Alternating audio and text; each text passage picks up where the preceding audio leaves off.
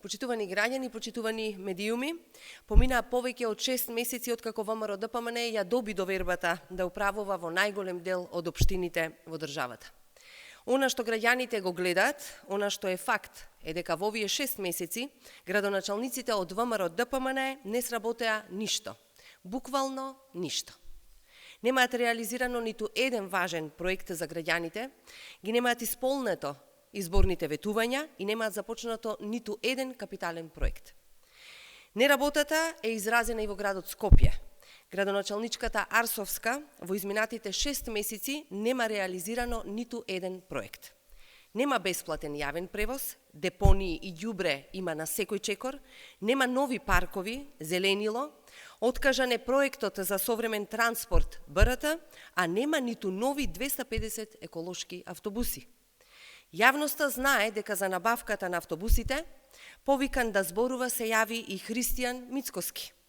После 6 месеци, заклучокот е дека градоначалниците на ВМРО ДПМН се најслабите градоначалници досега.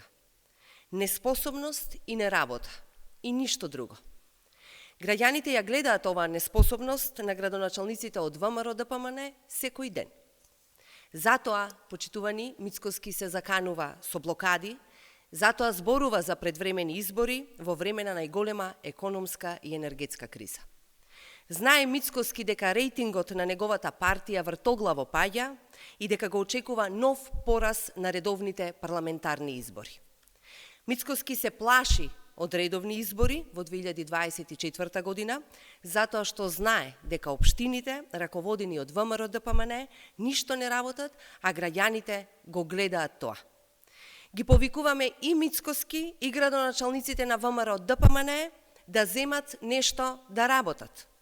Институциите, граѓаните нема да дозволат заради нарачки од Никола Груевски, ВМРО ДПМН и Мицкоски повторно да ја загрозат иднината на државата.